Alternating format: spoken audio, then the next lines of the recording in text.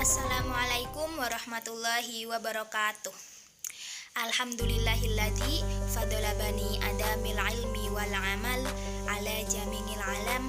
Wassalatu ala Muhammad sayyidil arabiyul ajam wa ala alihi wa sahbihi nabiyul ulumi wal hikam. Qala Allah ta'ala fi kitabihil karim, a'udzu billahi minasyaitonir rajim. Bismillahirrahmanirrahim. Yarfa'illahu alladhina amanu minkum walladhina utul ilma darajah al-hayyah amma ba'. Kepada yang terhormat Bapak Suri Pamuji MPDI selaku dosen pengampu mata kuliah Administrasi Pendidikan, dan kepada teman-temanku kelas 3 PAIB yang saya banggakan. Perkenalkan, nama saya Siska Putri Gianawati, NIM 2017 40284, kelas 3 PAIB, nomor presensi 36, akan mempresentasikan hasil dari kerja saya terkait dengan materi birokrasi pendidikan. Namun, sebelum kita beralih ke materi birokrasi pendidikan, alangkah baiknya kita untuk mengetahui terlebih dahulu apa sih itu birokrasi. Nah, jadi birokrasi itu adalah suatu metode organisasi yang rasional dan efektif sebagai metode untuk menggantikan pelaksanaan kekuasaan yang sewenang-wenang oleh rezim otoriter. Jadi birokrasi itu adalah suatu cara yang baik, yang efektif untuk menggantikan kekuasaan yang sewenang-wenang oleh rezim otoriter. Nah, di sini timbul pertanyaan, rezim otoriter itu siapa? Nah, rezim otoriter adalah suatu pimpinan negara atau yang memerintah. Nah, di situ yang memerintahnya itu namun yang menindas rakyat-rakyatnya. Nah, di sini kita bisa ketahui nih, makna positif dari birokrasi sendiri itu muncul karena harapan baru bagi masyarakat terkait dengan pengambilan keputusan. Yang awalnya itu keputusan ditentukan oleh pemerintah, sekarang sudah beralih dengan adanya peluang masyarakat untuk berpartisipasi. Jadi di situ masyarakat ikut andil dalam program-program pemerintah atau keputusan-keputusan pemerintah. Namun makna birokrasi yang mula-mula positif itu dan semakin menguat nilai positifnya di era industrialisasi tersebut bergeser menjadi negatif karena ulah pelakunya yang tidak lain dan tidak bukan adalah manusia itu sendiri. Kenapa kok pelakunya manusia? Karena secara ilmu pengetahuan manusia itu mempunyai unsur biologis yang mempengaruhi tingkah laku seseorang, terutama dalam tingkah laku seperti keinginan untuk mendominasi atau kecenderungan untuk menguasai sesuatu. Nah, tingkat keinginan untuk berkuasa yang tinggi inilah yang kemudian menyebabkan korupsi di dunia pemerintahan itu tumbuh subur. Nah, kita sebagai peserta didik itu tugasnya apa? Tugasnya harus mengetahui tentang batasan-batasan kekuasaan birokrat sehingga tingkat penyalahgunaan kekuasaan ini bisa kita hentikan atau paling tidak bisa kita kurangi. Lalu yang kedua itu penyebab permasalahan birokrasi. Nah, penyebabnya apa nih kok birokrasi yang awalnya itu positif malah menjadi negatif? Itu pasti ada sebabnya. Yang pertama itu ada organisasi yang gemuk. Maksud dari organisasi yang gemuk itu di dalam suatu organisasi terdapat banyak sekali struktur-struktur pengorganisasian. Nah, ini dia yang menyebabkan organisasi yang dinamakan organisasi yang gemuk. Nah, struktur-struktur yang banyak itu menimbulkan kewenangan atau tugas pemerintah yang tumpang tindih. Nih, nomor 2, penyebab permasalahan kewenangan yang tumpang tindih. Maksud dari kewenangan yang tumpang tindih itu adalah suatu organisasi mempunyai mempunyai 2 atau lebih lembaga pengorganisasian. Nah, dari 2 atau lebih lembaga pengorganisasian inilah yang kemudian menimbulkan kebingungan bagi pemerintah, apakah lembaga A ataukah lembaga B nih yang akan menjalankan kewenangan. Lalu yang ketiga itu ada budaya kerja yang belum melayani. Jadi kualitas kinerja dari para pemerintahan atau dari para birokrat itu harus kita maksimalkan sehingga bisa menjadikan birokrasi itu menjadi baik, tidak bermasalah.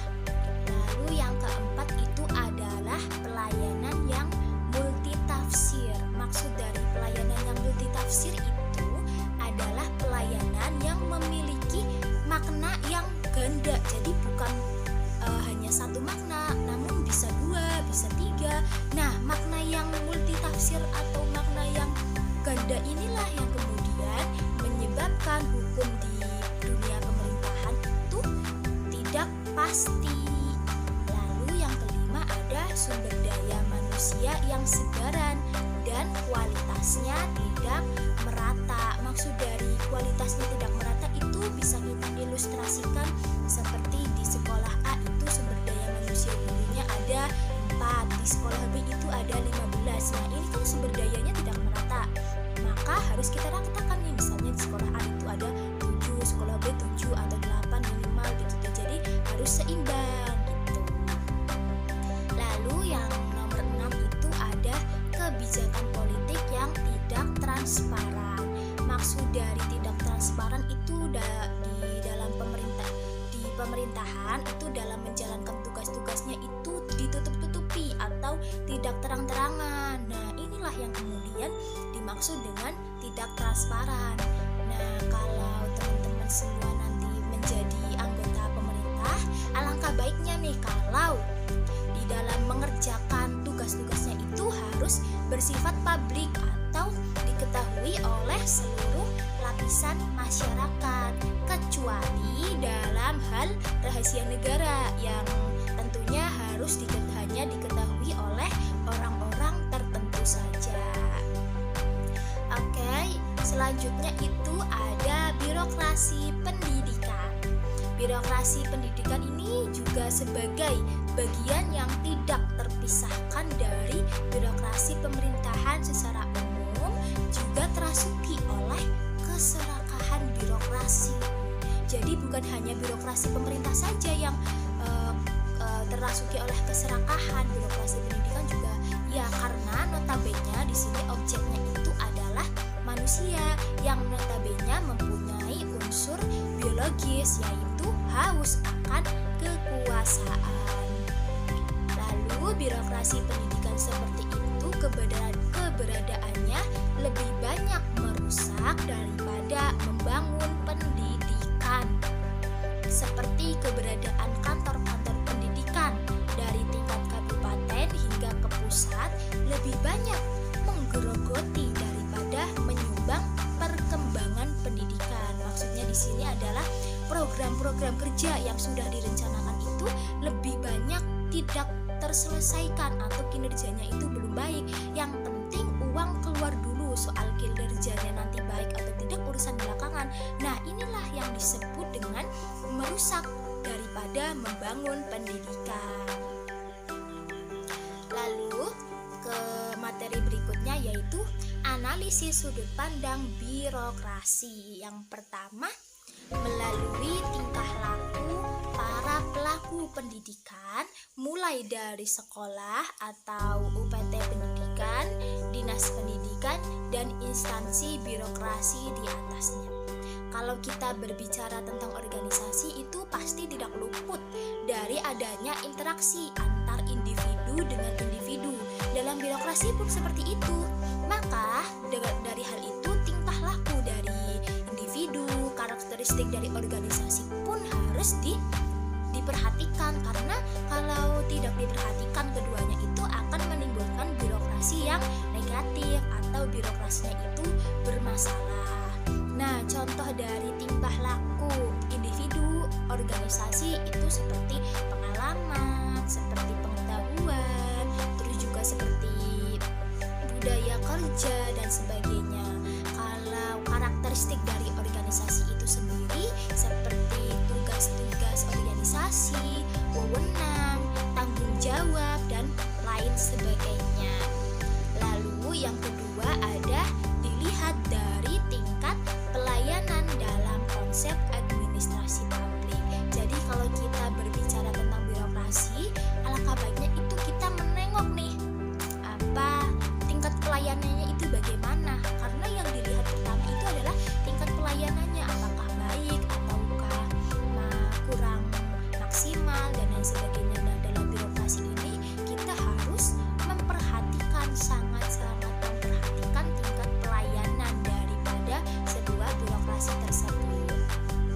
Lalu yang ketiga ada kualitas para birokrat bidang pendidikan masih lemah. Hal ini kita bisa ketahui bahwa banyak sekali pejabat-pejabat pendidikan yang masuk penjara karena kesalahan administrasi maupun dari kesalahan prosedural. Kita juga bisa melihat penyebabnya itu bisa dilihat dari kurang matangnya persiapan pejabat pendidikan tersebut.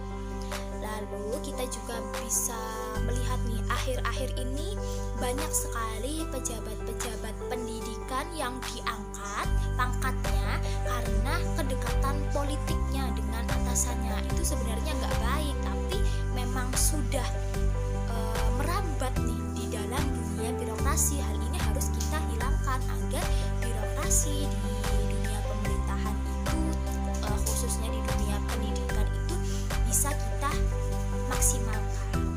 Lalu yang terakhir ada kewenangan untuk mengambil keputusan pendidikan secara mandiri. Jadi kewenangan-kewenangan, tugas-tugasnya itu harus kita lakukan secara mandiri, tentunya harus transparan seperti yang sudah kita pelajari tadi.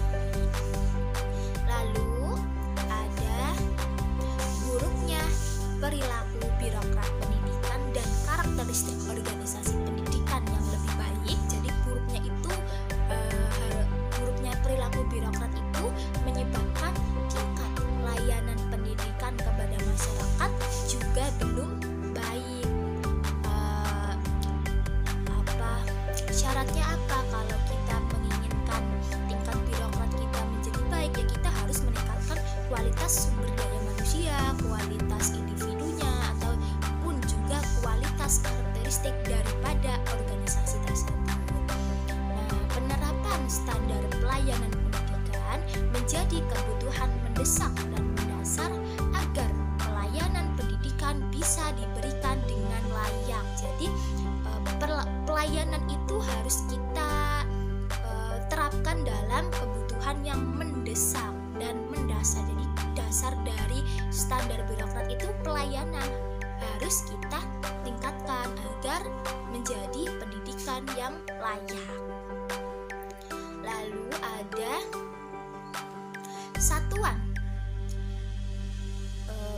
satuan pendidikan baik tingkat sekolah, kabupaten, dan provinsi sudah seharusnya diberikan keleluasaan untuk mengambil keputusan terkait urusan pendidikan secara mandiri.